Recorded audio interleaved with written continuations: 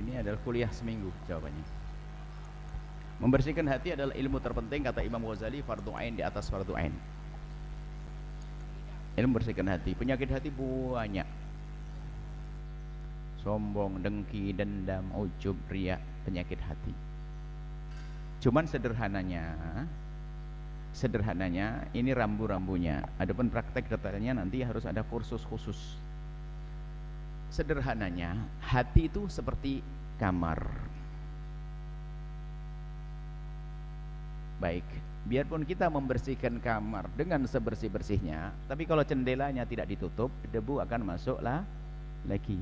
Maka yang perlu diperhatikan dalam hidup ini adalah di samping kita membersihkan hati, tapi tolong jendelanya dijaga. Jendela hati ada dua, matamu dan telingamu. Kalau orang yang dilihat nggak jelas, masya Allah, handphonenya full tontonan yang nggak jelas, telinganya dengar macam-macam, gimana bisa bersih hati? Karena jendelanya dibuka, debunya akan masuk.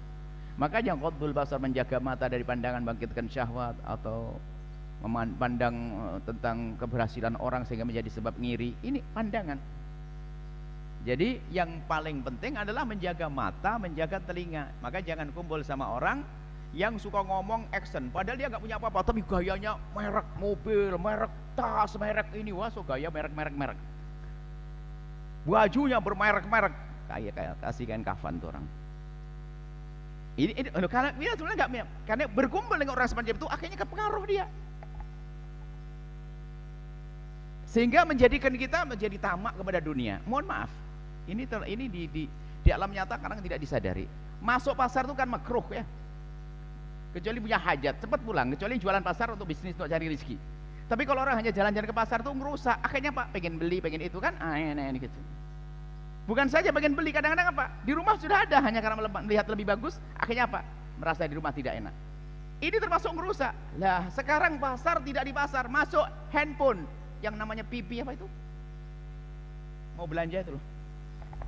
Ini loh kan handphone, lihat setiap kali lihat barang apa Ibu? Hah? Paham Ibu itu? Kau tahu tadi yang jawab, pura-pura dong malu ini. Setiap hari kalau pengen ini, wow ini ada promo, ada ini juga ngerusak. Akhirnya apa? Barang di rumah sudah nggak berguna lagi. Pengen belanja, sudah itu uang pas-pasan, akhirnya tetap paksa beli. Alasannya mudah, praktis, dipakai, habis duit. Barang tidak dipakai. Nah, itu kan meracuni ketamaan. Dari mana? Dari mata. Ujub juga demikian. Sombong semua. Kalau spesial nanti kalau dikhususkan bagaimana seseorang anak santri agar tidak sombong. Sombong dengan ujub itu adalah nempel. Ujub itu adalah bentuk sombong juga.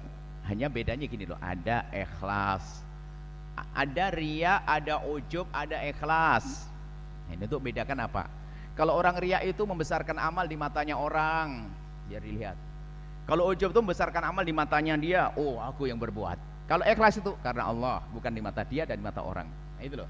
Jadi kalau ujub itu menggedekan amal di matanya siapa dulu, itu menggedekan amal di matanya sendiri, namanya ujub. Kalau riya, dia lihat menggedekan amal di mata orang. Biarpun dia sedekahnya 5.000 ngomong, ya 100.000 ya, padahal dia 5.000, nggak mau ngomong iya 5.000, nggak ngaku. Bisanya kita sedekah kemasukan kelihatan lap, tak taunya temannya komentar, Masya Allah ibu sedekahnya banyak banget 100.000. Iya, nah, alhamdulillah ada, padahal 5.000 dia. Wah seneng digituin, padahal makanya pengen digedekan amal di mata orang karena ada riyanya. Makanya termasuk merangi riya itu mengecilkan amal di mata orang. Mohon maaf, makanya kita kan urusan riya nggak boleh kita prasangka buruk kepada orang. Tidak semua orang tampak riya itu riya. Contoh begini loh ya, riya itu adalah riya dengan ujub dengan ini harus satu paket. Makanya kursus baru Bu nanti Bu. Jadi kalau riya ini ibaratnya halus sekali sampai gambaran hadis Nabi itu kalau urusan riya. Nah, nanti hilang sendiri ujub yang ditanyakan. Satu dulu dari riya. Riya itu Nabi menggambarkan riya itu halus. Sampai dikatakan akhfa min dabibin namlatis sauda ala satratis sama filati dolma. Riya itu lebih lembut dari langkah kaki semut hitam di atas batu hitam di dalam kegelapan malam. Nggak bisa ngulangi kamu ya, gambaran riya itu halusnya semacam itu, sehingga ada orang tidak riya ternyata riya. Karena halus itu urusan pribadi, Anda tidak boleh menilai orang lain riya. Selesai. Jangan katakan si fulan riya, tapi riya untuk ke sini, bukan ke sana. Nggak boleh. Ah, riya, riya, riya. Kenapa? Mau itu urusan lembut hati orang kok. Kadang kita sok tahu hatinya orang, riya, riya. Nah, ceritanya ada orang bantu ke masjid. Bantu ke masjid begini nih. Dan riya itu menghapuskan pahala. Rupanya dia berpesan, Ustadz, saya mau bangun ke masjid, tolong umumkan. Saya setiap minggu tolong umumkan kalau saya membantu masjid 10 juta. Tapi yang keras ngomongnya, bantuan dari Pak Haji Ulan 10 juta. Waduh, semua orang tahu. Ini riya atau ikhlas? Riya apa ikhlas? Iya, riya ikhlas, Bu. Kok riya? Katanya nggak boleh tahu riyanya orang. Belum selesai. Nah ini, bagaimana Anda mengatakan riya? Ayo, ini ilmu bersihkan hati. Bagaimana aku mengatakan riya? Dia itu sebetulnya nyumbangnya kan 100 juta, cuman minta diumumkan 10 juta saja. Ayo, ngecilkan. Ayo, berat enggak? Rupanya dia belajar ikhlas, sudah terlanjur dituduh riya. Ya yuk. Dia sebenarnya nyumbangnya 100 juta. Tolong Pak Haji umumkan 10 juta. 10 juta, 990 jutanya. Loh, makanya riya itu menggedekan amal di mata orang. Kalau dibalik dikecilkan, itu ikhlas. Sudah terlanjur suudon tadi ya. Wah, ini kan belum masuk pembahasan. Pembahasan ilmu bersihkan hati kayaknya harus masuk. Jadi begitu sayang. Nah, termasuk ujub. Ujub itu berbangga. Nah, kalau ujub merenung, tanyakan, ayo.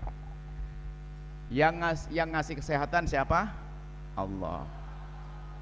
Yang memudahkan kita belajar siapa? Allah. Yang memberikan. Nah, itu semua dari Allah. Kenapa setelah itu kita mau, oh siapa dulu saya? Coba yang cerdas katanya, di kamar mandi jatuh gegar otak, hilang ilmunya. Mau ujub bagaimana? Ini gambaran tentang ilmu bersihkan hati. Cuman tadi kami kasih kuncinya adalah jaga mata, jaga telinga. Jangan bergaul dengan orang yang biasa sombong. Sombong itu nular. Jangan biasa duduk dengan orang suka gunjing nular. Semua kekotoran, penyakit itu akan nular, mau tidak mau. Makanya jaga matamu, jaga hatimu, kurang lebihnya seperti itu Ibu yang soleh ustadzahnya. Insyaallah aman. Wallahu a'lam bishawab. Cukup.